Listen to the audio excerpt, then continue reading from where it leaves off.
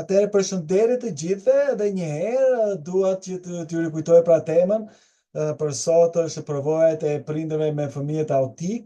Duam që sot të kuptojmë autizmin tek fëmijët dhe të sugjerojmë të japim një udhëzues për prindërit me fëmijët autik, sepse ky është një fenomen shumë i përhapur dhe prindrit e vuajnë shumë këtë gjë.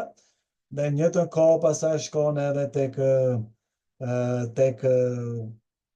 tek shkollat, arsime ku do me lavë gjithka, pra është problem, bërë problem shoqëror. Okej, por përpara se ne të nisim këtë gjë, do doja që të themi ndoshta ndonjë përkufizim se çfarë është autizmi.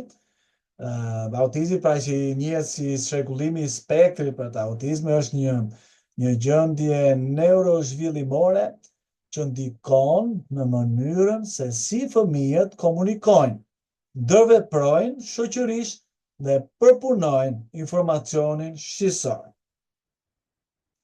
Autizmi shfaqet në një spektrim të gjerë që do të thotë se individët mund të përjetojnë nivele të ndryshme sfidash dhe aftësish. Zbulimi i hershëm dhe ndërhyrja e dur mund të ndikojnë në mënyrë pozitive në zhvillimin dhe cilësinë e jetës së fëmijës. Po, kjo është shumë e rëndësishme të kuptojmë që kur themi spektri autik ose themi që do më thënë ka edhe ato tre si të them nivele autizmit, i lehtë dhe rënd, ne mendojmë që zakonisht që është si një shigjeta, do më thënë një drejtës që ku ka në një anë është ai që është i rënd dhe në tjetër anë është ai i lehti. Edhe që ai që ka, do më thënë, autizmin e lehtë, ai ka çdo shenjë, çdo simptome ka të lehtë, kurse ata që kanë të rëndë kanë gjitha të rënda, po jo, nuk është gjë e tillë. Në fakt, këto mund të imagjinojmë më shumë si kjo gjë, kjo figurë, ku për shembull që ka disa këto simptome, si për shembull probleme me kontaktin e syrit, probleme me komunikim, me situata shoqërore për shembull,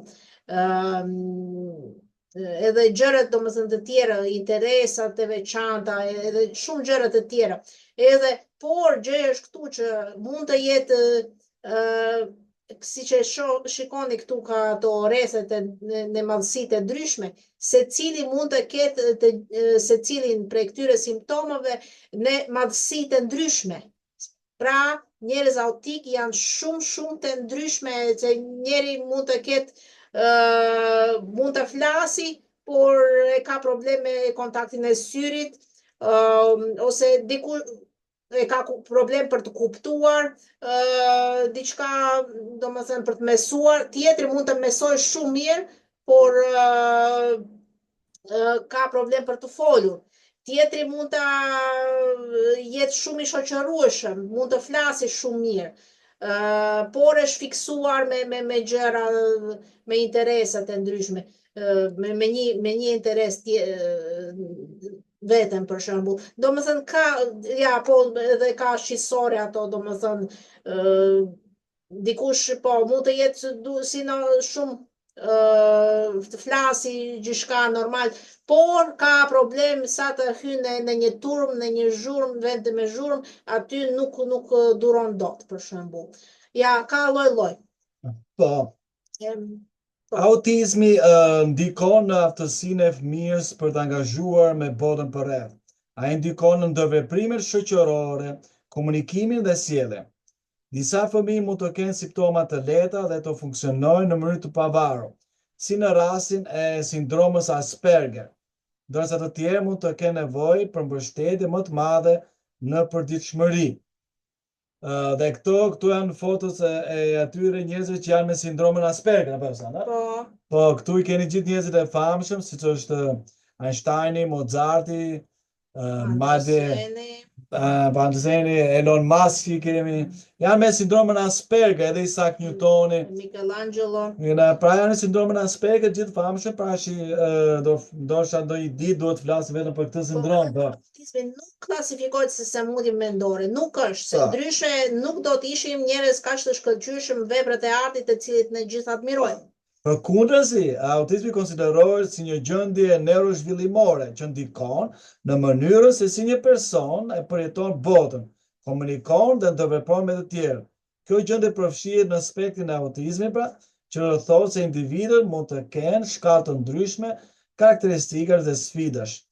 Ndërsa autizmi nuk është në gjendje e shëndetit mendor, individët autik mund të kenë një rrezik më të lartë për të përjetuar sfida të shëndetit mendor, si ankthi ose depresioni.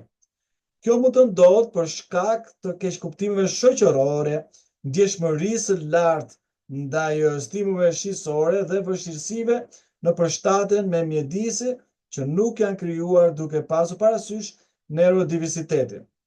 Po. Është interesante që neuronet në trurin autik janë lidhur paksa ndryshe nga truri tipik. Pra, nëse truri tipik duket kështu, truri autik mund të duket diçka e tillë. Sepse disa zona në trurin e tyre tregojnë hiperlidhje, domethënë ka shumë lidhje tepër shumë se çka njeriu tipik. Pra edhe kjo çon në perceptim të shtuar shqisor dhe përqendrim intensiv, ata përjetojnë në zhurma, drita, gjitha më intensivisht se njerëz tipik. Ndërsa në të tjera shoqin lidhje me të reduktuara, që do thotë që kjo ndikon tek komunikimi shoqëror, tek fleksibiliteti në të menduarit.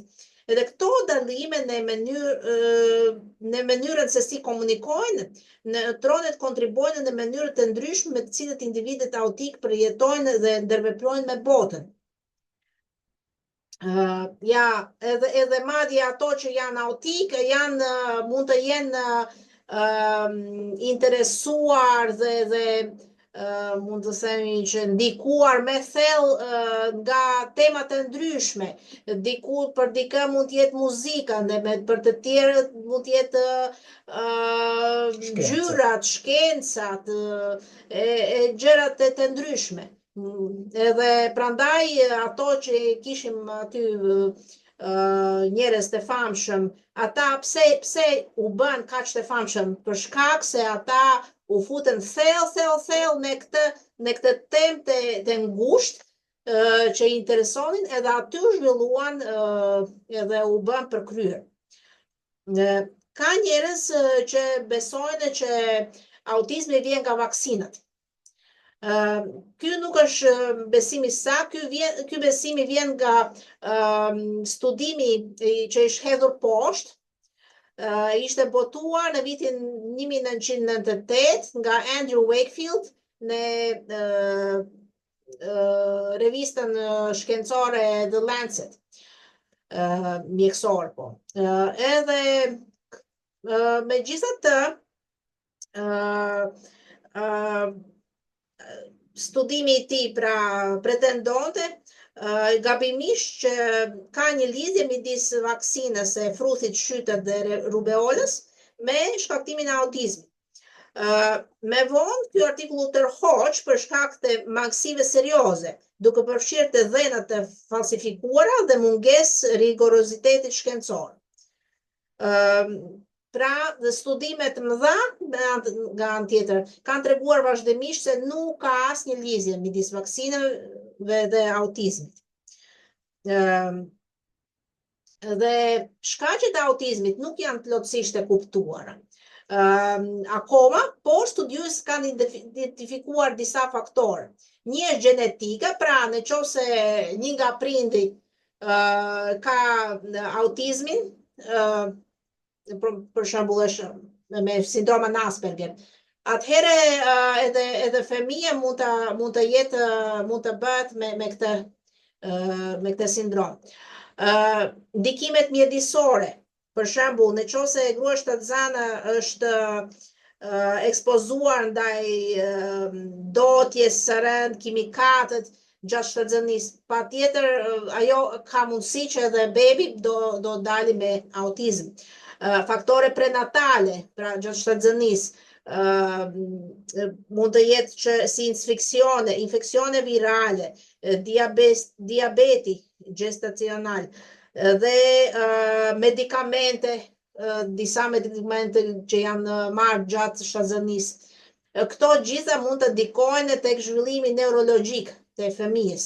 Edhe mosha e prindërve ka edhe është parë që mosha e prindërve dhe mund të ketë ndonjë lidhje se prindërit e moshuar ka më shumë prirje për të bërë një fëmijë autik.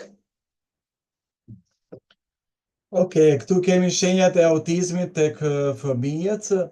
Autizmi mund të dallohet që në moshën 18 muajsh, megjithëse disa shenja mund të shfaqen edhe më herët. Këtu janë disa shenja pra që të hershme të foshat e fëmijët e vegjël, që kanë kontakti i kufizuar me sy, nuk i përgjigjen emrit të tyre, vonesë në të folur ose mungesë e belbëzimit, lëvizje të përsëritura, fluturimi i duarve dhe lëkundja, ndjeshmëri ndaj stimujve, mbi reagim ndaj tingujve, dritave apo gjëra tjera.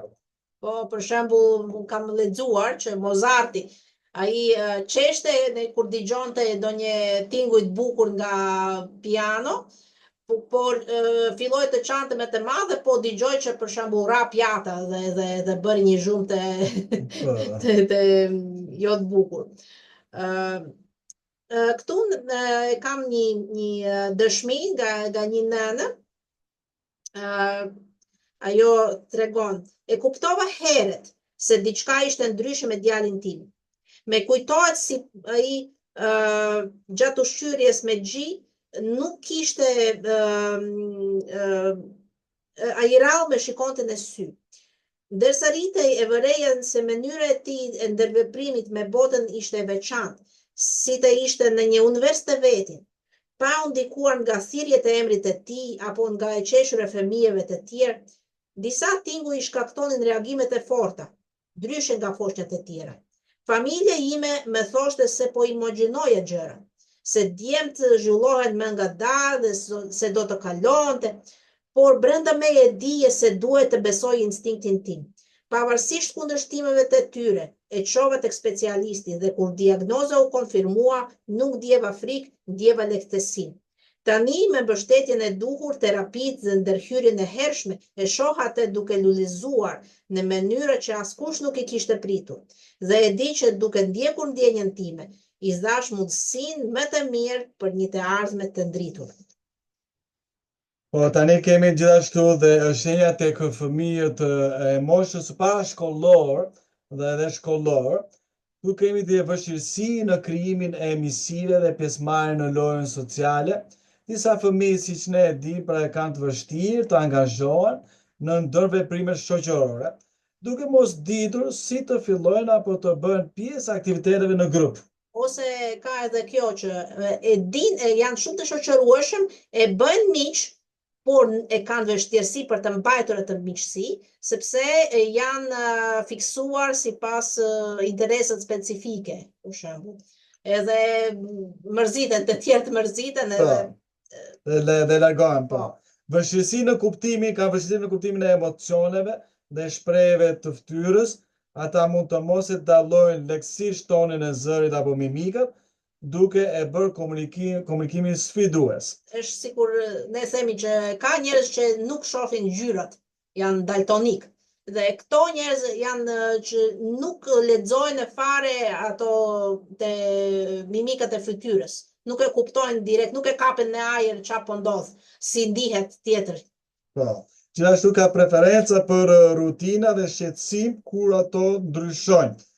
Parashikueshmëria është qetësueshme dhe ndryshimet e papritura mund të shkaktojnë stres të madh. Po, madje nëse kjo është gjë e bukur, diçka, për shembull, të thot vjen prindëri i thot, hajde ikim tek deti sot. Edhe, nga doli kjo, pse do ikim, pse edhe fillon domethënë se nuk e ka imagjinuar këtë gjë edhe nuk është përgatitur edhe vjen stres i madh aty. Po, duhet planifikim. Po, duhet thënë përpara. Fokusi thellë në interesa specifike, këtë që përmendëm edhe më parë, ata mund të përthithin nga një temë ose hobi i caktuar, duke folur për të për një kohë të gjatë pa kuptuar nëse të tjerët janë të interesuar. Pra nëse këta kanë interes për milingonat për shembull, të flasin gjithë ditën, dalin dhe gjithë natën për milingonat, dhe në këtë mënyrë ata humbin dhe shoqërinë, se shumë njerëz, shumë fëmijë nuk duan të jenë fokusuar, të flasin vetëm për një gjë. Kurse për këta janë specifikuar të fokusuar tek një, prandaj janë të suksesshëm. Se po fokusove në një gjë dhe u thellove gjithçka, ti mund të bësh një gjë që vlen si muzika, matematika, diçka është më mirë se sa kur fokusohet, nuk e di, tek trotuari. Pasa varet nga fokusi. Okej, gjithashtu pra mënyra të pazakonta të folurit, kjo mund të përfshijë përsëritjen e frazave të folurit me një ton monoton ose përdorimin e gjuhës së skriptuar në biseda. Preferenca për ushqim, disa fëmijë duan që ushqimi të mos përzihet në pjatë dhe të hanë vetëm një lloj në një kohë. Ndjeshmërinë ndaj shijes ose aromës mund të ndikojnë në dietat e tyre. Edhe janë shumë specifik në ushqimet. Po, mund të thënë që shumicën e ushqimeve që ofron prindi ata nuk e pranojnë, dua vetëm këtë dhe këtë e kaq. Është shumë e vështirë. Po.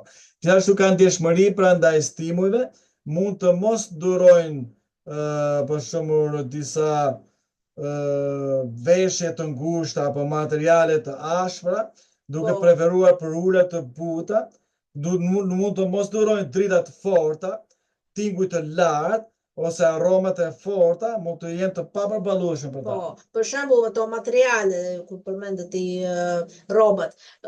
Po, ka shumë vështirësi ata ndjejnë me lëkurën e tyre, ndjejnë çdo gjë që është për shembull ka ndonjë etiket, ndonjë gjë, domethënë tek bluzja, kamishët diçka brenda, duhet prerë se s'bën sepse ndjen ata e bezdis shumë, ose xhinse ka nëna që lajnë një 8 herë ato xhinse para se të rejas, para se të jep çunit, sepse çuni e ndjen që është i ri, është i ashpër. Dhe një shenjë tjetër e fundit pra tek fëmijët e moshës parashkollor ose në moshën e shkollës është vështirësi me përdorimin e tualetit. Edhe pasi të jenë trajnuar për përdorimin e tualetit, mund të ndodhin incidente. Shpesh sepse janë shumë fokusuar në një aktivitet dhe nuk e kuptojnë nevojën e trupit. Pra, fokusohen në gjë dhe harrojnë me shkon në tualet. Po, kur shkojnë me vrap sepse është në minutën e fundit. Edhe ose nuk e kanë vënë. Dhe kjo është shenja për moshën parashkollor dhe shkollor, sepse këtu kuptohet që normalisht fëmijët janë mësuar të shkojnë në banjo. Por gjëja është këtu që si shenjë, kjo është si shenjë në këtë moshë, por problemi ai vazhdon gjatë jetës. Ai edhe i rrituri mund ta ketë këtë gjë her pas here, më rrallë, por mund të ndodhi. Dhe ne kemi gjithashtu disa dëshmi nga nënët, nga prindrit. E shihja djalin tim duke përjetuar botën në mënyrën e tij. I lumtur në rutinën e tij, duke preferuar vetmin mbi bisedat energjike të shokëve të klasës. Ndërsa fëmijët e tjerë ndanin mendimet dhe emocionet e tyre, ai e kishte të vështirë të shprehej, shpesh duke u tërhequr në lëvizjet e përsëritura ose duke u fiksuar pas detajeve që të tjerët nuk i vërenin. Me mbështetjet e duhur dhe strategjitë e përshtatura, ai filloi të lidhej më shumë me botën përreth tij, duke dëshmuar se njohja e shenjave dhe marrja e masave ishte vendim më i mirë që kanë bërë ndonjëherë. Një tjetër histori është që djali im e përjeton botën në mënyrën e tij. Ai e ka të vështirë të lidhet me fëmijët e tjerë, shpesh qëndron në anë, i pasigurt se si të bëhet pjesë e lojës. Bisedet duken të panatyrshme, shpesh përsërit frazën në vend që të jap një përgjigje, dhe emocionet në fytyrë njerëzve nuk kanë gjithmonë kuptim për të. Rutina është gjyshka për të. Ndryshimet e papritura e destabilizojnë, duke sjellë frustrim. Rrobat duhet të janë të buta, ushqimi duhet të qëndrojë i ndarë në pjatë dhe ai ha vetëm një lloj në një kohë. Tingujt e fortë rënojnë, zëri i zilës në shkollë e detyron të mbuloj veshët dhe hapësirët e mbushura me njerëz janë të papërballueshme. Edhe pse është trajnuar për tualetin, aksidentet ende ndodhin kur humbet në mendimin e tij dhe nuk e vëren nevojat e trupit. Por me durim, mbështetje dhe mirëkuptim, ai po mëson të lundrojë botën në mënyrën e tij. Dhe çdo ditë shoh atë duke u rritur, jo duke ndryshuar atë që është, por duke gjetur mënyra për të lullzuar. Po, shumë bukur me këto dëshmit e prindërve nënave, pra zbulimi dhe tani kalojmë te zbulimi dhe diagnostikimi i hershëm. Prindërit kanë një rol kyç në identifikimin e autizmit që në fazat e para të zhvillimit. Nëse vëreni vonesën në zhvillim, merrni parasysh pra vëzhgimin e ndërveprimeve sociale. A ka fëmia juaj vështirësi me kontaktin me sy ose me angazhimin me të tjerët? Ndjekja e fazave të komunikimit. A është duke folur në moshën e pritshme? Konsultimi me një pediatër, pra, që duhet bërë. Gjithashtu, kur duhet të konsultohemi me një pediatër? Fëmijët të zhvillojnë të folin me ritme të ndryshme, por ka disa etapa të përgjithshme për të pasur parasysh. Nëse një fëmijë nuk po arrin këto etapa, pra deri në 12 muaj, bebet zakonisht thon fjalët e para si mama ose baba. Deri në 18 muaj zakonisht kanë një fjalor për rreth 50 fjalësh dhe fillojnë të kombinojnë ato. Deri në 2 vjet mund të formojnë fraza të thjeshta dy fjalëshe, si më shumë qumësh për shembull. Deri në 3 vjet të folit bëhet më i qartë dhe ata fillojnë të përdorin fjali të shkurtra.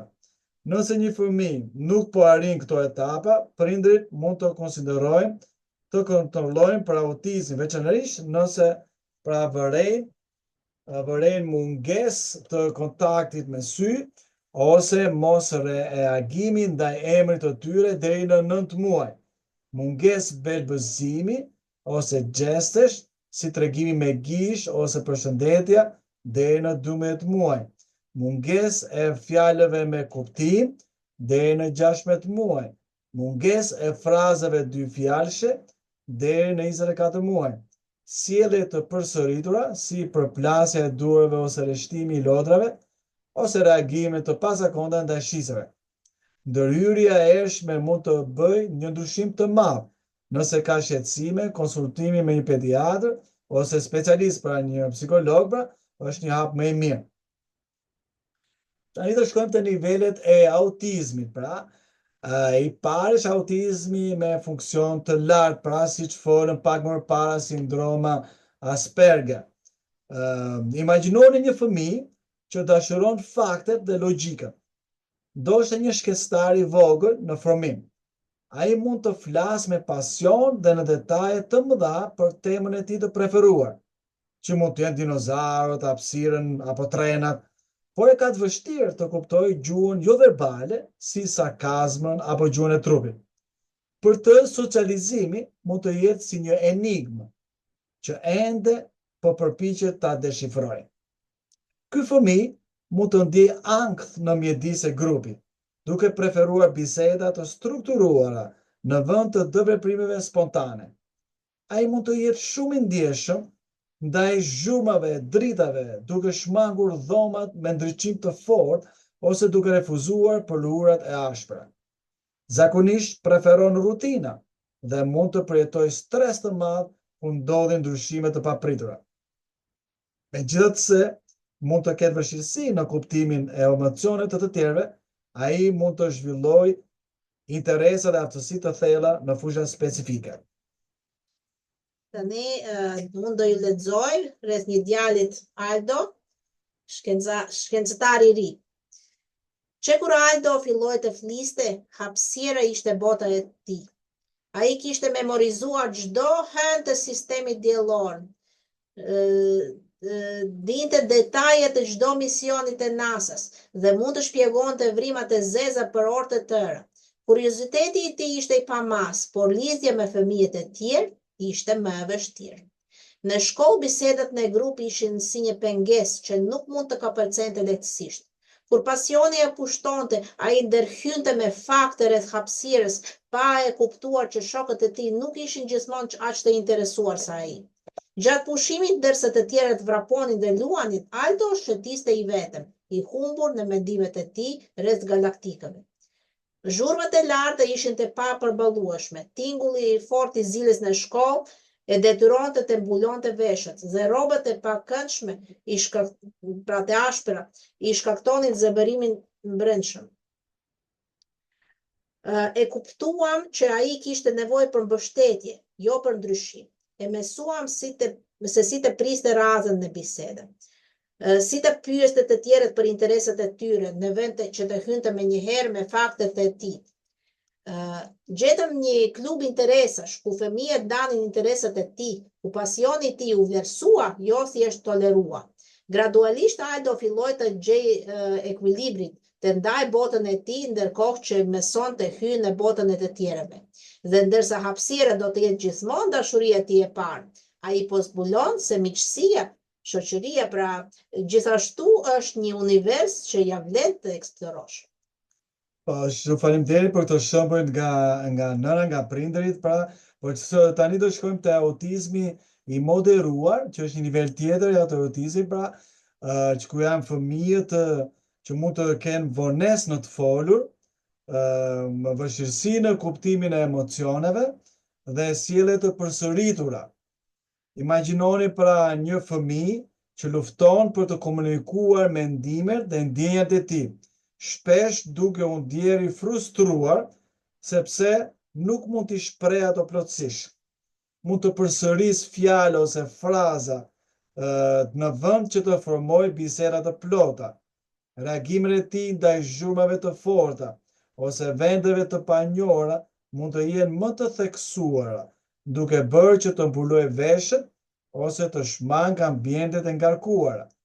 Kontakti me sy dhe angazhimi social mund të jetë minimal, duke bërë të vështirë krijimin e lidhjeve me të tjerët.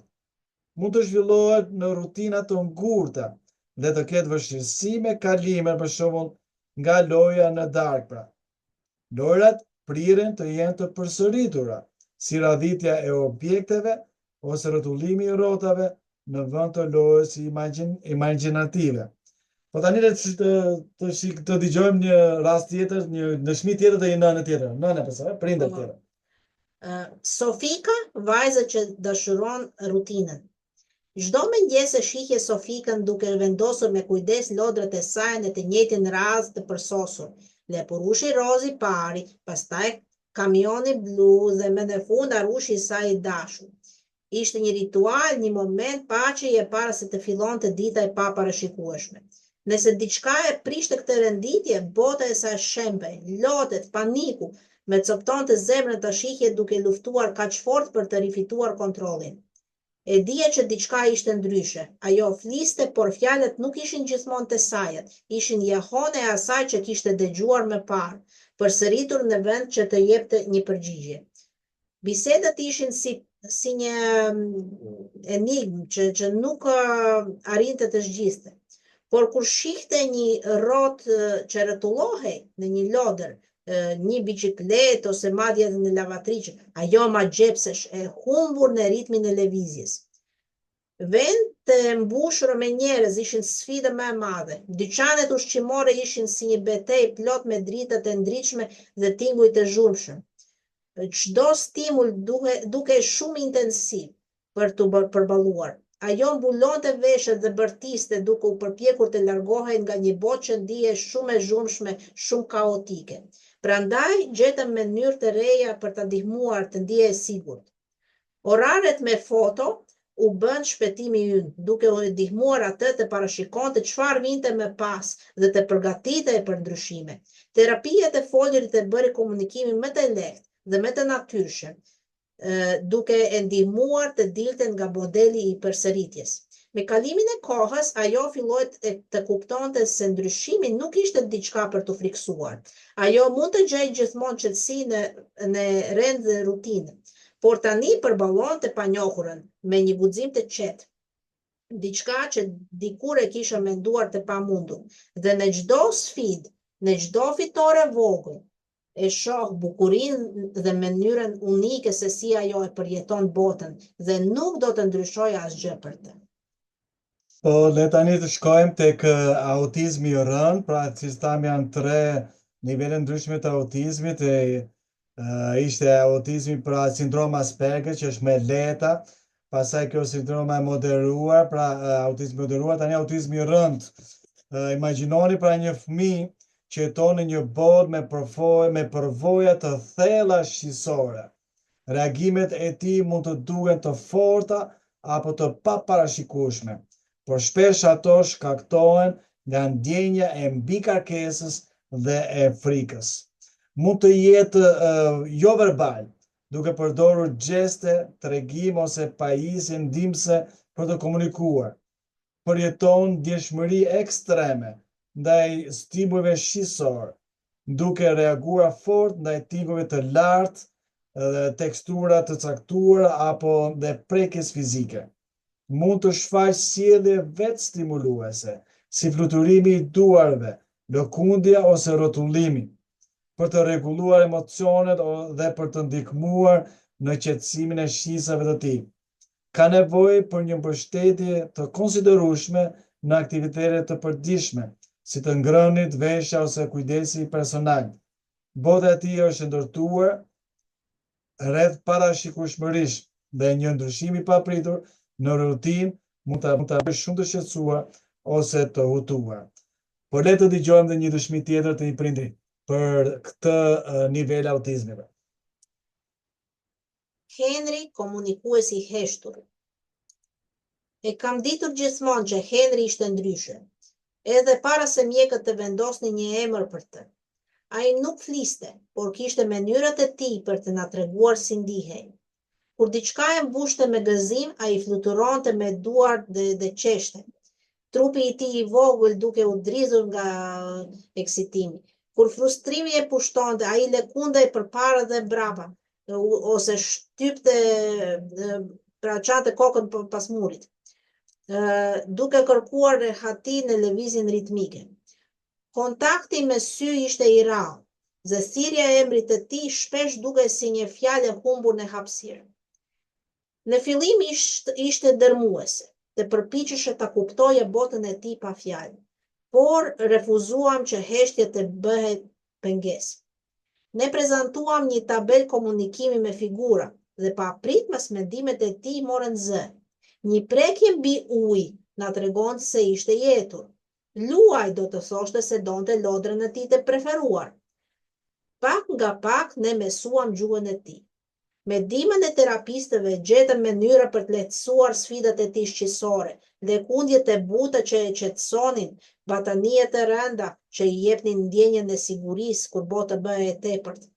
Ai mund të mos flasë në fjalitë e plota, por kjo tani nuk ka më rëndësi. E kuptojmë atë, jo vetëm përmes fjalëve, por përmes dashurisë, durimit dhe lidhjeve të pashprehura që kanë shumë më tepër kuptim.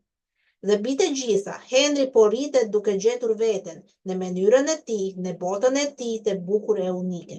Çdo fëmijë autik është unik dhe këto përshkrime janë përgjithësime të gjera. Shumë fëmijë kanë karakteristika nga nivele të ndryshme dhe me mbështetjen e duhur, ata mund të zhvillojnë aftësi të reja dhe strategji për përballim.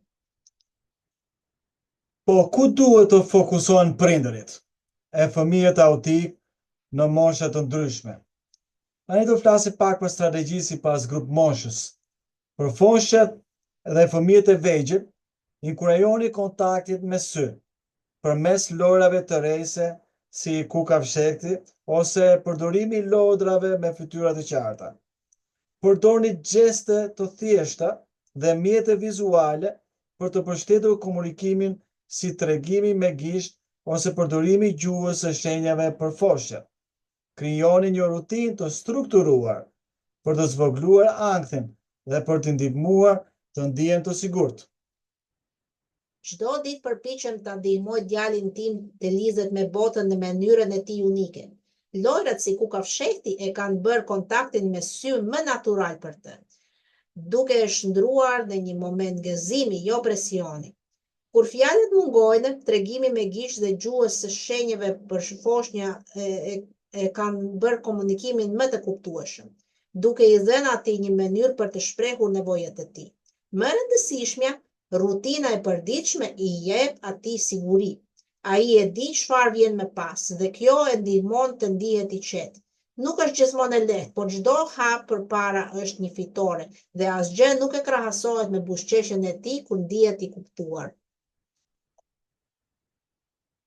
Për fëmijët parashkollor ose të moshës së shkollore, pra, ne prindërit duhet të fokusohen për të mësojnë aftësi sociale përmes lojrave modeli, duke praktikuar përshëndetjet ose ndarjen e lodrave në mënyrë interaktive. Përdorni përforcim pozitiv për të inkurajuar sjelljet e dëshiruar dhe për të ndërtuar vetbesim.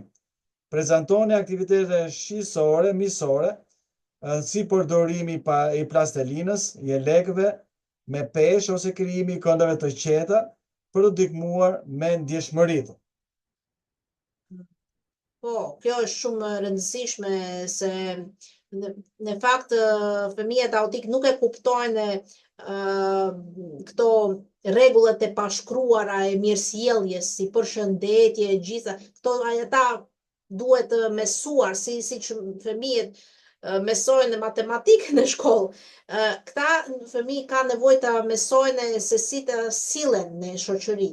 Ato gjëra që fëmijët e tjerë kapin në ajër, ata thjesht kopjojnë nga sjelljet e tjerëve, këta duhet mësuar si një lëndë shkollor, thuajse.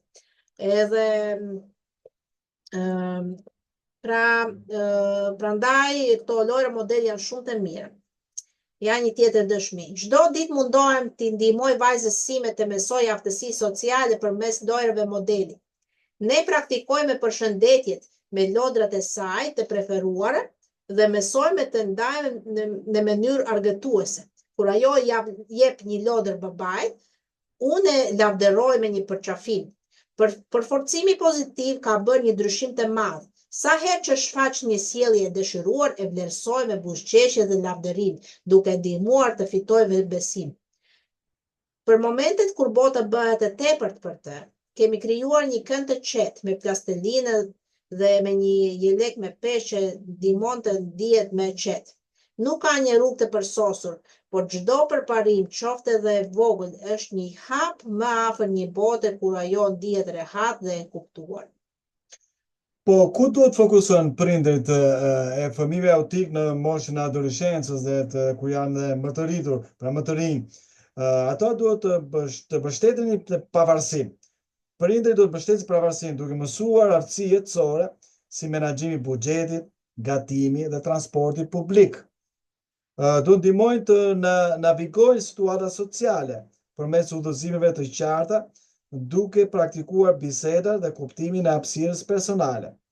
Inkurajoni forcën dhe interesat e tyre, qoftë në shkencë, matematikë, art, muzikë apo një hobi të specializuar, për të rritur vetbesimin dhe për të krijuar lidhje pozitive me të tjerët.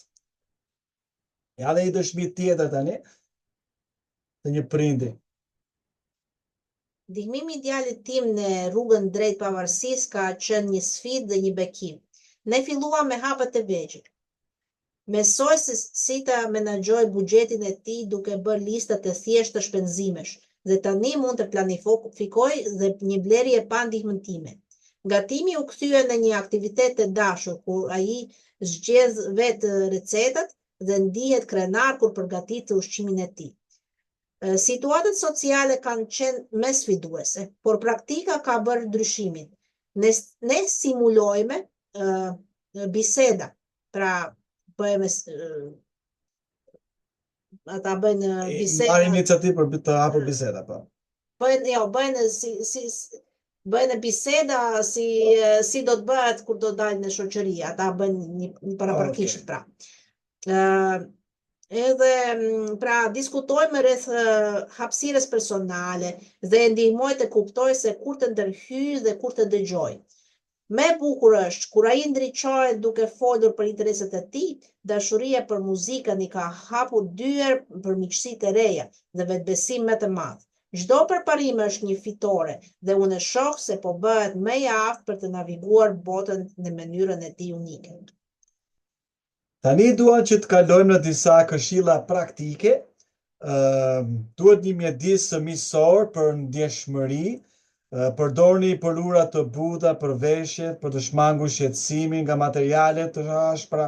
Xhinxet e reja mund të bëhen më të buta duke i larë disa herë në lavatriçe. Siguroni kufje që anullojnë zhurmën për mjedise të zhumshme. Krijoni një hapësirë të qetë në shtëpi me drita të zbekta, batanie me peshë dhe lodra shqisore. Së dyti, duhet dieta pa gluten dhe pa kazein. Disa prindër raportojnë përmirësime në sjellje në tretje duke eliminuar glutenin, pra grure, elbër dhe thekër, dhe kazeinën, produkte të qumshit, pra bulmeti, nga dieta e fëmijës së tyre, pra. Provo alternativa si qumshi bajames, pasta me oriz dhe bukë pa gluten. Konsulto me një nutricionist për të siguruar një dietë të balancuar. Po, ka shumë prindër që raportojnë që po, kjo e bën ndryshimin në sjelljen e tyre, sepse domethënë ato proceset kimike që ndodhin në organizëm, pra kur nuk e kanë këto, sepse shumë ata autiket e kanë si tip janë e kanë alergji ndaj këtyre, ndaj bulmetit dhe ndaj glutenit. Edhe kështu që kur nuk e kanë këto shqetësime, atëherë ata kanë më lehtë për ta reaguar ndaj botës së jashtme. Po. Këshilla e tretë është orare vizuale dhe skripte sociale. Përdorni skedule me fotografi për të ndihmuar me kalimet dhe për të ulur ankthin. Ja, si për shembull kjo tregohet me figura se ja do bësh këtë, pastaj ja do bëjmë këtë, edhe në qoftë se do të kështu, atëherë do bëhet kështu. Domethënë me figurë tregohet se ç'a do bëni.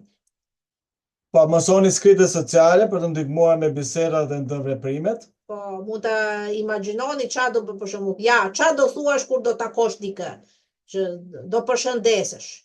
Pastaj do pyesësh po si e keni, si e ke familjen, si e ke, domethënë këto gjitha frazët duhet shkruar edhe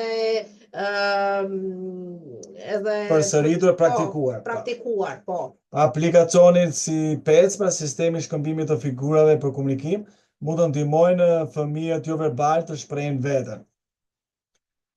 Gjithashtu le të shkojmë këshilla 4 është terapia shqisore. Terapia profesionale mund të ndihmojë në përmirësimin e tolerancës ndaj teksturave, tingujve dhe lëvizjeve.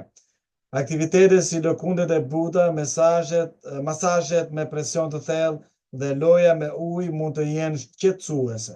Përdorni lodra shqisore si fidget toys apo topa antistres për vetë rregullimin. Po, ja, ku e kemi gjitha. Po, ka fëmijët autik kanë qef këto kube Rubiku, topa të buta që mund të shtypin në përduart, edhe këto gjithat e tjere spinera edhe qa nuk ka. Këshilla e 5 është rutina dhe parashikueshmëria. Mbani një orar të qëndrueshëm të përditshëm për të zvogëluar ankthin. Përgatituni për ndryshime duke dhënë paralajmërime paraprakë dhe duke përdorur sinjale vizuale. Përdorni tabelën fillimisht, pastaj për ndihmuar me kalimet. Po, pra, nëse ka ndonjë ndryshim, duhet të paralajmëroni më përpara. por përndryshe mbani rutinë që gjithçka duhet jetë në të njëjtin renditje, që ja ha mëngjesin, pastaj lajë dhëmbët, pastaj bëjnë po lojrat e ndryshme, të gjithë me sipas renditjes e të tjera pra. Kjo ndihmon fëmijët të ndihen në kontroll, ndihen mirë. Këshilla e 6 strategjike të komunikimit, flisni me fjali të shkurta dhe të qarta duke shmangur sarkazmën, përdorni komunikimin me gjeste ose pajisje AAC, pra komunikimi argumentativ dhe alternativ, pra nëse fëmia ka të vështirë të flasë, inkurajoni ndërimin e radhës në biseda, duke praktikuar me anëtarët e familjes. Po, patjetër, fjalët duhet jetë shumë të qarta, pa metaforat, simbolet të ndryshme, pa shprehje, sepse ata e marrin gjithçka fjalë për fjalë. Pra, edhe sarkazmi nuk kuptohet, edhe talljet, shakat duhet të jenë edhe me krip edhe pa krip, nuk duhet bërë fare, sa ata nuk i kuptojnë e marrin fjalë për fjalë. Pra. Okej, këshilla 7 është dhe fundit, pra, mbështetje për tualetin dhe higjienën. Nëse ndodhin aksidente, përdorni kujtesa ose një alarm për të inkurajuar pushimet e rregulla për nevojat personale. Zgjidhni letrën higjienike të butë dhe sapun pa aromë për fëmijët me ndihmëri të lartë. Mbani një palë të brendshme rezervë ku dilni jashtë, shpërbleni sukseset e vogla me përforcim pozitiv. Pra. Çfarë duhet të bëhen tani? Edhe një tjetër këshill, magnezi bën mrekulli.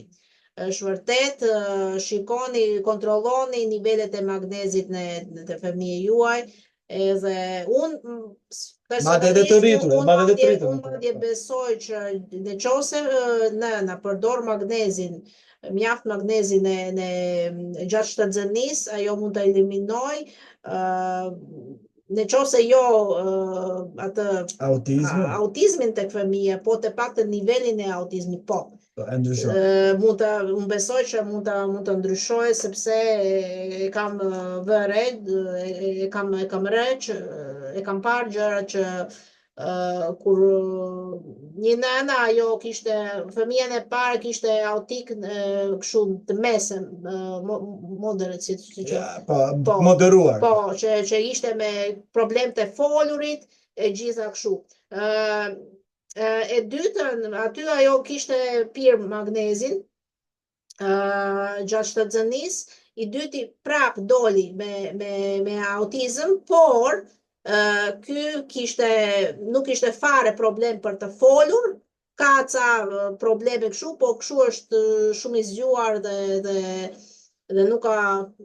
Pra ka autizëm të lehtë. Pa, ka autizëm të lehtë. Mund të ketë sindromën Asperger. Duhet që kjo mund të jetë, sepse edhe kur të fëmijës që është e ka autizmin e mesëm, kur jep atë magnezin, ai bëhet më mirë si në shkollë dhe në gjitha gjëra. Por çfarë mund të bëjnë prindërit për te vizitës tek specialisti? Bashkohuni me grupe mbështetëse, siç jemi në grupin mbështetës për prindrit këtu. Lidhja me prindër të tjerë mund të ofrojë mbështetje emocionale dhe këshilla praktike. Bëhuni pjesë e grupeve mbështetëse për autizmin për të lidhur me prindër të tjerë, kjo është shumë e rëndësishme. Përdorni teknika terapeutike në shtëpi, terapia e të folit, terapia personale dhe strategjitë e sjelljes mund të integrohen në rutinën e përditshme. Advokoni për akomodime shijësore për fëmijët tuaj, si në shkolla, po ashtu për ambiente publike. Bashkëpunoni me mësuesit dhe kujdestarë për të krijuar një mjedis gjithëpërfshirës. Kërkoni klube ose grupe interesi ku fëmia mund të takojë bashkëmoshatar me pasione të ngjashme. Praktikoni durimin dhe pozitivitetin. Festoni arritjet e vogla dhe fokusoni në pikat e forta të familjes. Dhe lutuni Zotin për fëmijën tuaj. Por gjithashtu patjetër që këto është pyetja çfarë mund të bëni për te vizitën e specialistit. Vizitën te specialisti ne titullojmë pra psikologu, që duhet ta çoni psikologu, të bëni terapi psikologu, patjetër. Mos e shmangni, mos e anashkaloni psikologun. Ne këtu po flasim çfarë mund të bëjnë prindrit më tej. Pra autizmi nuk është një kufizim, është një mënyrë e ndryshme për hetimin të botës, me ndërhyrje të hershme, me kuptim dhe mbështetje. Fëmijët me autizëm mund të rrëzojnë, prindit ka një rol të rëndësishëm në zhvillimin e fëmijës së tyre, dhe duke përqafuar aftësitë e tyre unike, mund të ndihmojnë të kenë një jetë lumtur dhe të plotësuar. Dhe ne duke folur për prindrit me autizëm, duke mbyllur këtë gjë, unë nga kërkimi që bëm bashkë me Sandrën, për gjë mua thjesht më shërritur më shumë dashuria dhe mshuria, empatia ndaj fëmijëve autik dhe ndaj prindër me fëmijët autik. Dhe do të dëshiroja të rrithesh një fëmijë, kjo është tashmë është një punë heroike. Është shumë e vështirë. Por të rrisësh një fëmijë autik, aty je jo hero, po super hero. Dhe për këtë gjë unë sugjeroj që tani unë do të dëshiroja që me gjithë zemër të bëj lutje për këta prindër, për prindër që me fëmijë autik, që të luten Zotit, që t'i aftësoj ata, t'i bekoj ata dhe fëmijët e tyre. Pra aty ku jemi, le të ulim kokën dhe mbyllim sytë në respekti për Zotin dhe le të lutemi. I dashur Zot, faleminderit për urtësinë, zgjuarsinë, diturinë që na ke dhënë. Faleminderit Zot gjithashtu dhe për fëmijët, çfarëdo lloji probleme që do të kenë. Unë në këtë moment lutem për gjithë prindërit me fëmijët autik, që ti që japësh paqe, ti japësh ngushëllim, ti japësh forcë, inkurajim, ti dhe japësh urtësi, zgjuarsi, durim o Zot, dashuri dhe gjithçka që ka nevojë që të jenë prindër shembullor o Zot dhe inkurajues. Po lutem gjithashtu dhe për fëmijët autik, që edhe ata të zhvillohen, të kenë ambient dashurie, respekti në familjen rreth të parë, o Zot, në familjen e tyre. Po të lutem gjithashtu edhe për në shkollë, edhe në shoqëri, që ata të jenë fëmijët autik, të jenë të respektuar, të pranuar, të kuptuar, të mbështetur, o Zot, gjithçka. Unë të lutem edhe për grupin mbështetës, për prindërit që mbështesin njëri tjetrin, Zot. O Zot, në gjithçka të vendosim në dorët e tua. Ti je Zoti i dashurisë, dhe ne lutem me gjithë zemrën që të bekosh, dhurosh dashuri, paqe, urtësi dhe shëndet gjitha këtyre familjeve, gjitha këtyre prindërve dhe fëmijëve autik. Lutem me gjithë zemrën, në lavdi të emrit tënd, Zot. Amen.